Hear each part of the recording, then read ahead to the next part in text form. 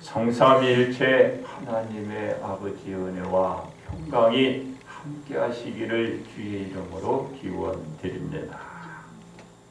사마리아의 왕 아합은 이스라엘의 별궁을 짓게 되었습니다. 이 별궁 곁에는 나봇의 포도원이 있었습니다. 이 포도원은 나봇이 선조에게 유산으로 물려받은 것입니다. 이러한 포도원을 사마리아 왕 아합이 탐을 냈던 것입니다. 이 욕심으로 아합 왕은 나봇에게 이와 같이 제안을 하게 됩니다. 포도원이 왕궁 곁에 가까이 있으니 내게 그 포도원을 주어서 나로 채소밭을 삼게 하라고 했습니다. 그리고 이 포도원 대신에 아름다운 다른 포도원을 내게 줄 것이고 그것을 싫으면은 내가 내게 돈을 그것으로 주겠다라고 제안을 한 것입니다. 그렇습니다. 나봇은 아합 왕의 제안에 말하기를 선조 대대로 전해 내려온 유산이기 때문에 제가 왕에게 드릴 수가 없습니다 하고 거절을 하게 됩니다. 아합 왕은 나봇의 거절로 직사까지 거르게 됩니다. 그리고 침대에 누워서 고민하고 있는 것이죠. 아니 왕이 백성의 그 포도원을 강제로 자기가 취하고 싶지만 지금은 못하고 있는 거죠. 그걸 고민하고 저걸 뺐어야 되나? 저걸 내가 가져야 되나?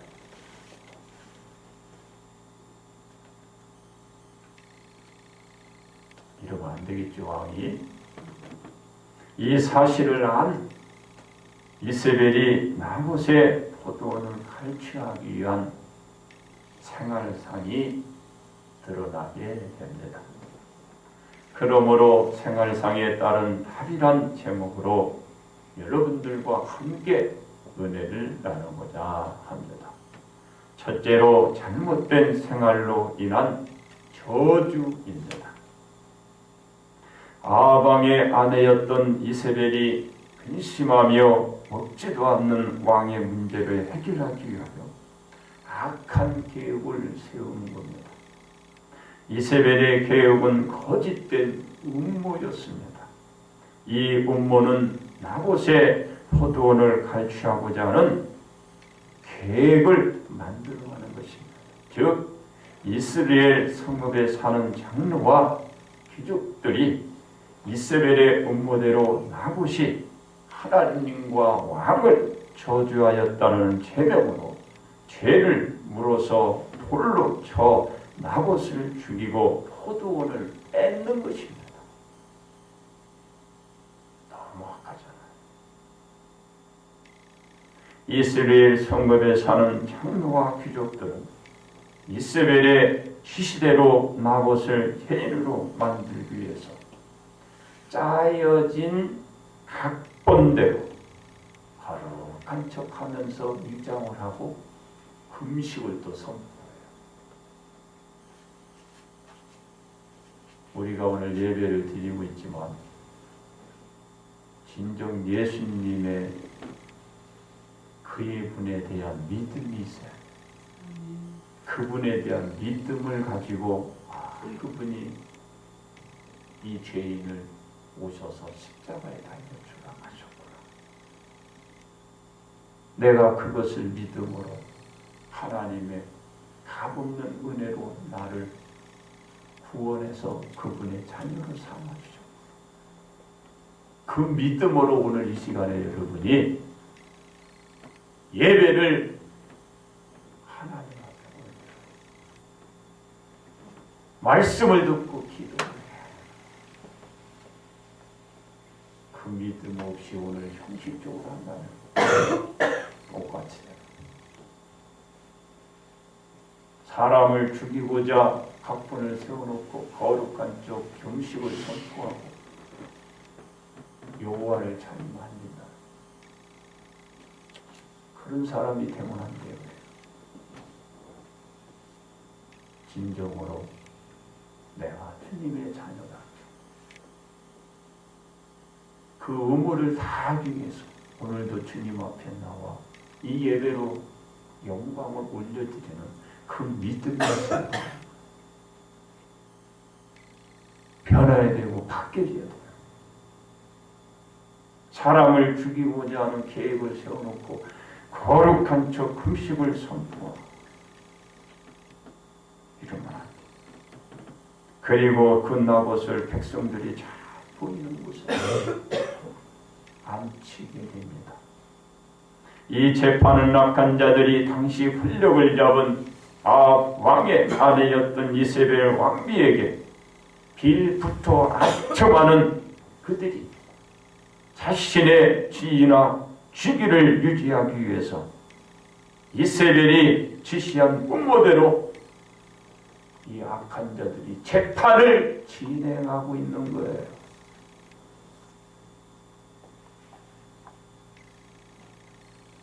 무모한 사람, 선한 사람이 죽고 이러면 우리나라도 정신 차려.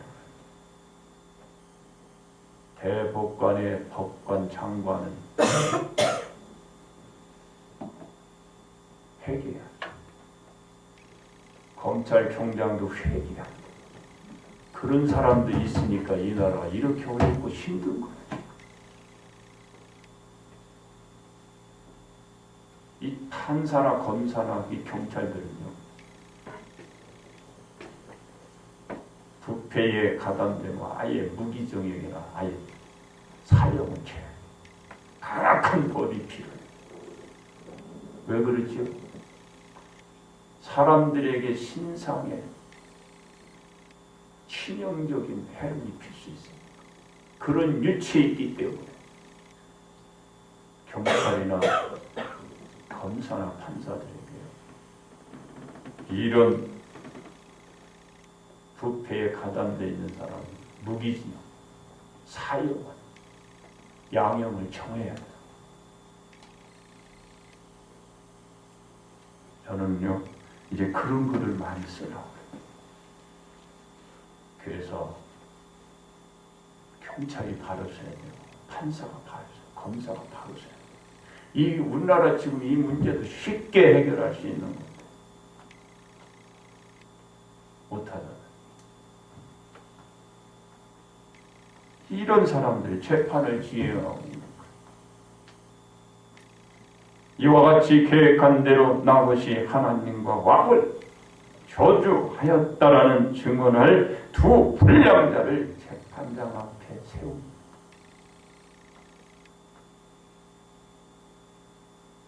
이래서는 안 되지. 그러자 이 두 불량자는 미리 계획한 대로 증언을 합니다. 나봇이 하나님과 왕을 저주하였다. 그들이 증언을 하게 되는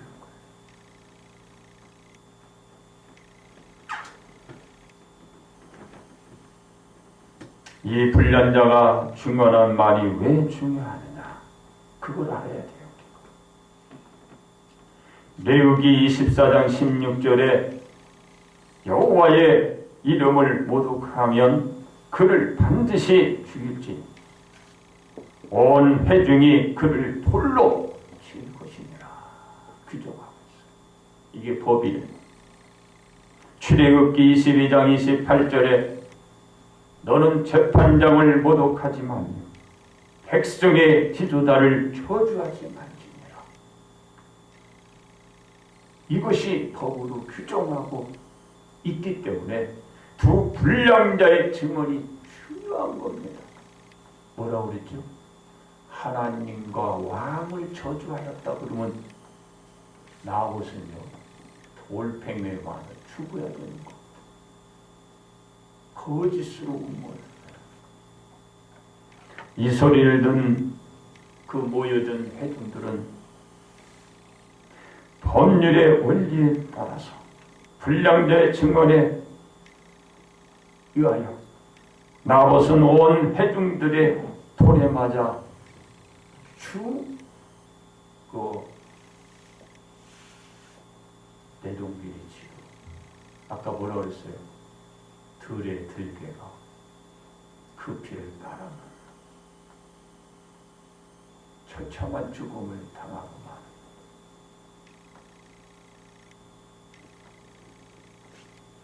두 불량자의 증언이 끝나자마자 그런 일들이 일어난 것입니다. 바로 돌에 맞아 죽고 마른 것입니다. 아방의 아내였던 이세벨 왕과 간악한 장로와 귀족들이 그 아첨하는 자들에 의해서 이와 같이 무고한 나봇의 생명을 잃고 만 것입니다.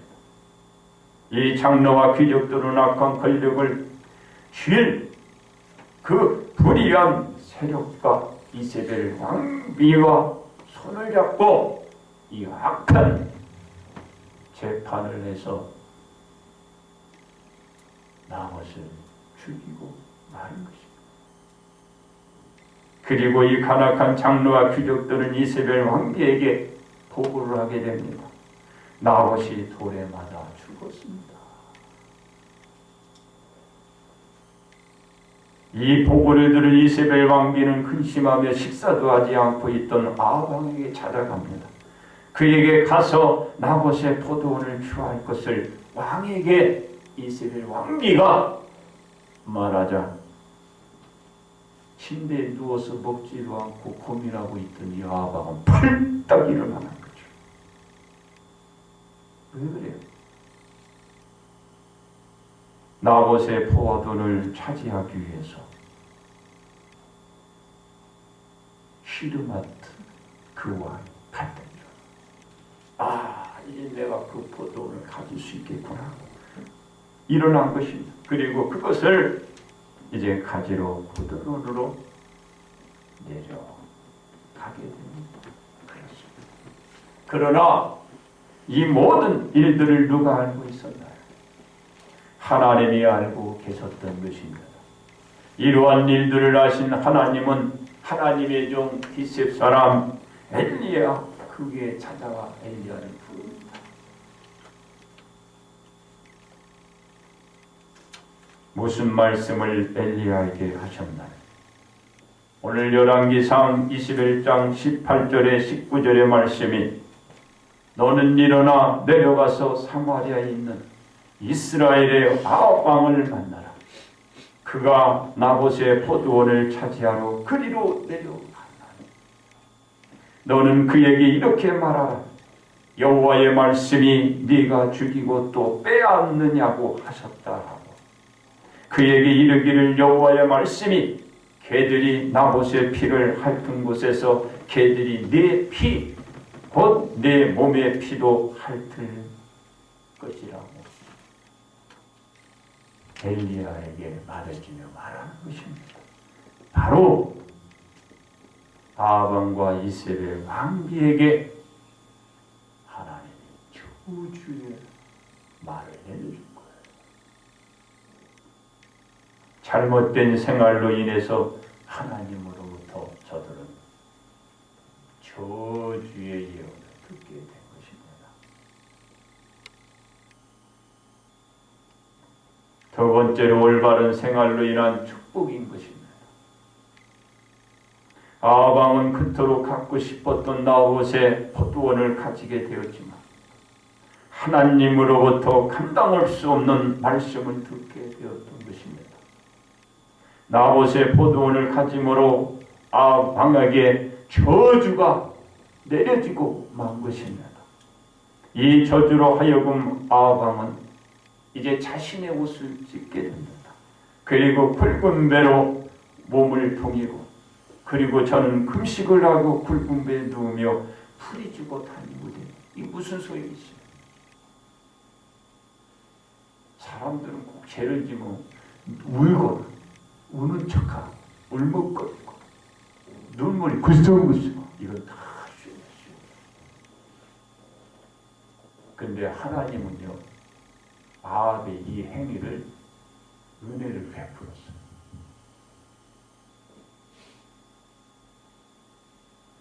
하나님의 뜻을 제가 어찌할까?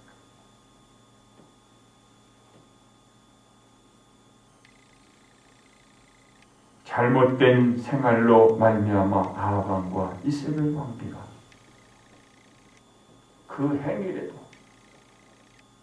겪어야 할 저주인 것입니다. 그렇습니다. 예수님의 생활에서 남에게 해를 준 적이 있나요? 없습니다. 예수님의 생활은 남에게 피해 주는 것이 아니고 득과 의로움을 주는 것이었습니다. 그러기에 예수님의 생활을 위하여 뭐를 취하시지 않으신 것입니다.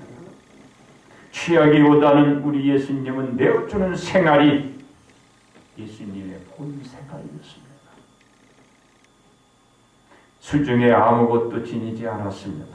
그래서 제자들에게도 예수님의 생활을 보여주었듯이 항상 말씀을 해주신 것입니다. 마태복음 10장 9절로 10절의 말씀이 너의 전대의 금이나 은이나 동을 가지지 말고 여행을 위하여 배낭이나 두벌 옷이나 흰이나 지팡이를 가지지 말라. 이는 일꾼이 자기의 먹을 것 받는 것이 마땅함이니라. 종들은요, 그리고 여러분들도 이렇게 사세요. 옛날엔 정말 이렇게 살았어요. 지금은 왜 못 삽니까? 살 수 있어요. 이 말씀을 믿으면 되는 거예요. 바로 예수님 무엇을 가지기 위해서 그 어떤 걱정이나 근심 및 염려를 한 적이 없습니다. 이러한 예수님의 생활이기에 뭔가를 취하기 위해서 근심하지 않을 뿐만 아니라 제자들에게도 근심하지 말고 생활하도록 가르쳐 주신 것입니다. 내가 하지 못한 걸 어떻게 가르쳐 줄 수 있겠어요? 이 가르침을 우리가 어디에서 볼 수 있나요? 마태복음 6장 34절 말씀이 내일을 위하여 염려하지 말라. 내일 일은 내일 염려할 것이요 한날의 괴로움은 그날의 족하니라 하고 있습니다. 못하겠지요. 이대로 해야 합니다. 이게 법이고 이게 원리인 것입니다.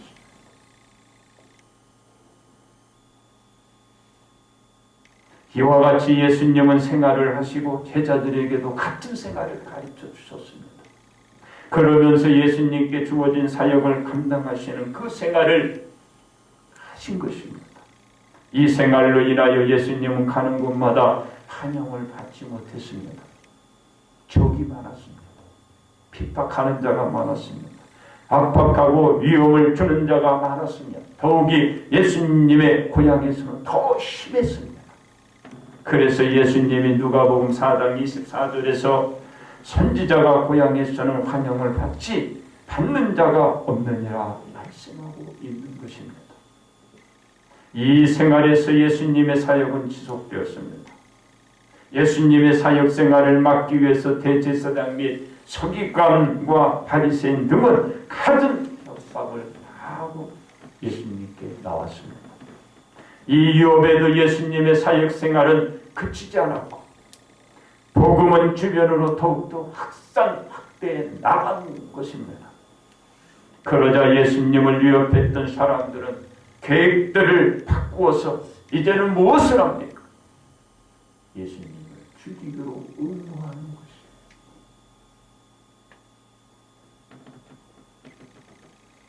그리고 나서 귀에만 엿보고 있었던 것입니다. 그러자 예수님의 제자였던 가룟유다 그 음모에 휘말렸다는 거죠.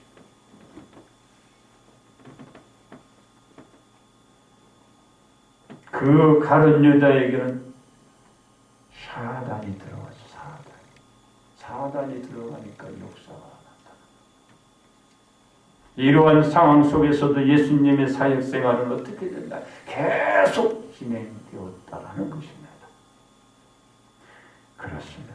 이 예수님의 사역 생활은 남에게 해를 주고 남의 것을 빼앗는 것이 아니었습니다. 죄로 인하여 잃었던 생명을 찾아주고 끊어졌던 하나님과의 관계를 회복시켜 사단으로부터 보호해주는 생활을 우리 예수님이 하신 것입니다. 곧 생명을 주고 생명을 보존시켜주는 일을 한 것입니다. 예수님은 예수님의 생활을 위해서 남을 죽이고 빼앗는 것이 아니고 예수님의 그 그 생활을 통하여 다 살리는 것입니다. 어떻게 예수님이 생명을 주시며 살리셨나요?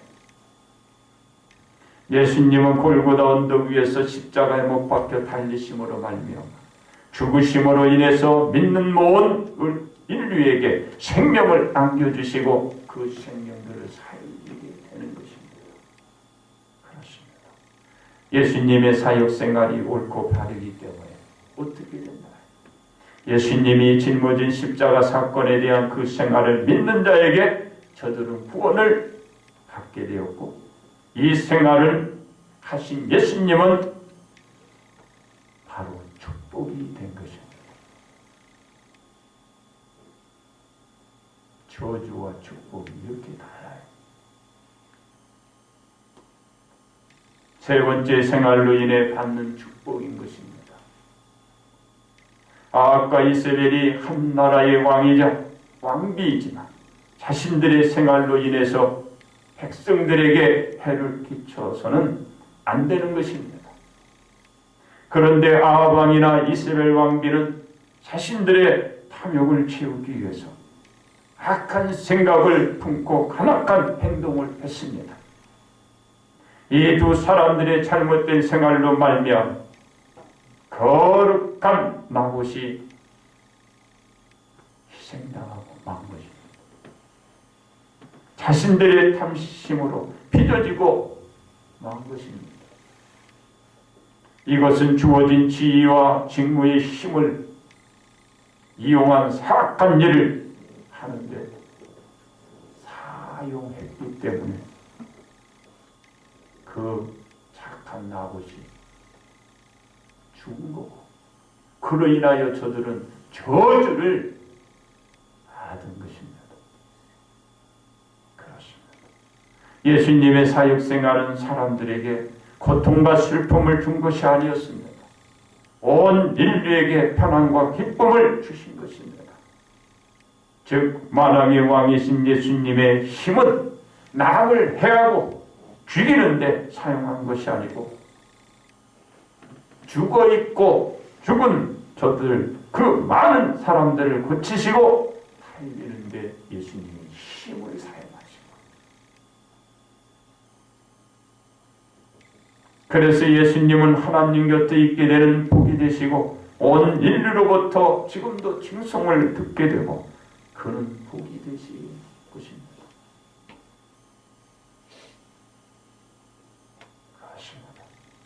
세상 자체가 인생에서 가장 중요한 위치를 차지하게 됩니다. 사람들을 평가할 때 가장 먼저 보는 것이 그 사람의 생활인 것입니다. 왜냐하면 생활이 정상적이고 바르면 좋은 평을 받지만 비정상적이고 옳지 못하면 많은 사람들로부터 비난의 대상을 되고 비난받게 되기 때문입니다. 대부분 생활하는 것 하나만 보더라도 그 사람들의 모든 것을 알 수 있고 판단할 수 있기 때문입니다. 이 기준으로 결정하면은 대부분이 맞습니다. 그렇습니다. 성도들의 생활은 일상적인 생활에다가 무엇이 하나 더 있나요? 신앙적인 생활이 우리에게는 더 있는 것입니다. 성도들의 생활은 일반적인 평범한 사람들보다도 저들의 생활보다도 더 어렵고 중요한 비중을 차지하고 있다는 것을 알아야 합니다. 성도들은 자신들의 지위와 직분의 힘을 이용해서 주변을 힘들게 하고 곤란하게 해서는 안 됩니다. 더욱이 주변의 것을 빼앗으려는 악한 생각을 한다든가 해서는 절대로 안 되는 것입니다. 이 신앙생활을 성도들이 많은 사람들 앞에 보여줄 때 복이 되는 것입니다. 그렇습니다. 우리는 예수님 말씀하신 이 말씀을 잘 기억하고 생활들을 해 나가야 합니다. 마태복음 5장 16절의 말씀입니다. 너희의 빛이 사람 앞에 비치게 하여 그들로 너희의 착한 행실을 보고 하늘에 계신 너희 아버지께 영광을 돌리게 하라. 우리들의 신앙생활은 어두워서 보이지 않는 것이 아니고 빛이 되시기 때문에 누구나 우리의 신앙생활을 다 볼 수 있습니다. 빛나잖아. 빛이잖아. 보인다고. 그러기에 우리들의 신앙생활은 주변의 많은 사람들에게 그대로 노출되어 다 보이게 되어 있는 것입니다. 이와 같은 우리들의 신앙생활로 주변의 사람들로 하여금 지금도 평가받고 앞으로도 평가받고 평가될 것입니다. 우리 성도들은 일상적인 생활과 신앙생활로 하여금 어떤 평가를 이제 여러분들이 받을 것이며 받게 될 것인가를 인용하시고 한번 생각을 한번 해보시고 스스로도 그 자신을 한번 평가해 보시기 바랍니다. 내 생활에 몇 점이나 돼요? 내 생활은 남들에게 몇 점이나 평을 들을 수 있을까? 여러분 스스로 한번 체크해 보면서 점수를 한번 매겨보세요. 성도들의 일상적인 생활은 남들이 보실 때 몇 점이나 될 건가를 반드시 오늘 이 시간에 마음에 두시고 기억하시고 생활하시기 바랍니다. 이 신앙생활은 그렇다면 아마 대충 나오게 되겠죠. 왜 자신들의 생활을 자신들이 더 잘하죠.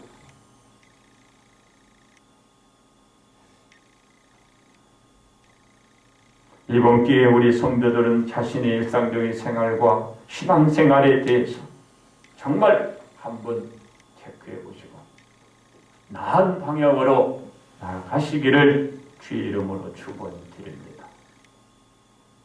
우리나라 시국이 지금 참으로 어둡고 참담합니다. 이 말을 하게끔 한 분이 있습니다.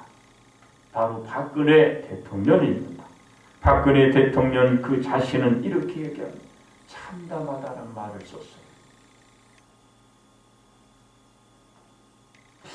박근혜 대통령이 참담하다는 말을 해서는 안 됩니다. 참담하다라는 것은 뭐냐? 절망스럽다는 거예요. 누가 이 시국을 만들었나요?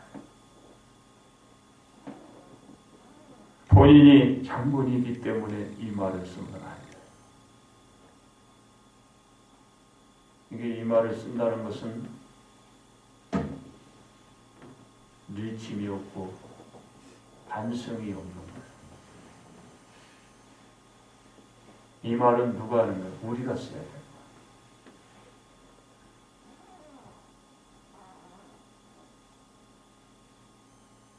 그래서 저는 이 말을 딱 들을 때 아니 참담하다는 건 내가 써야 되는데 저분이 쓰네요.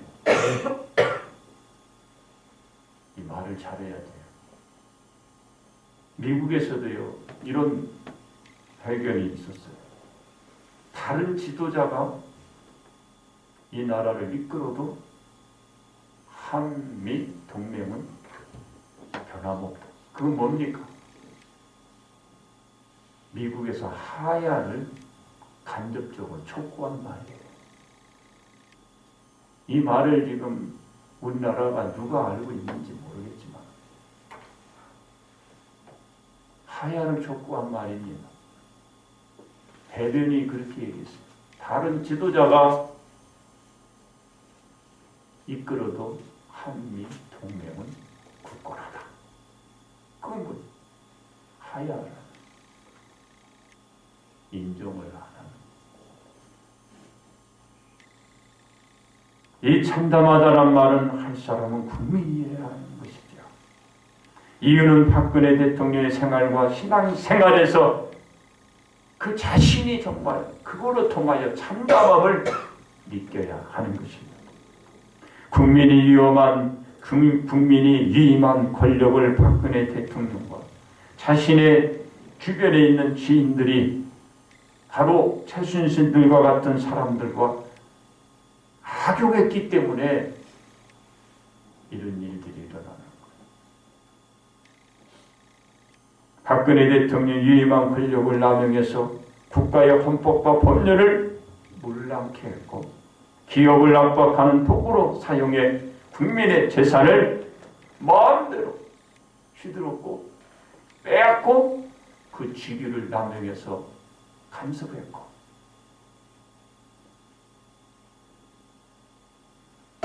권력을 이런 데 사용해라고 중요하네.